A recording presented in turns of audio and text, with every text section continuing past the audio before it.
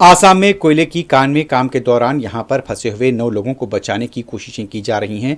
NDRF, Assam rifles के साथ साथ और एसडीआरएफ की टीमें भी यहां पर तैनात हैं।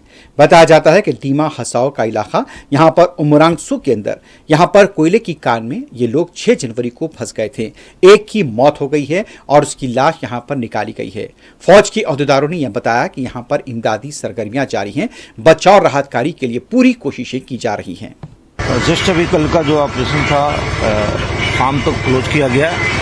लगातार हमारा प्रयास जारी हुआ था और उसी को दोबारा हम रिज्यूम किए हुए हैं।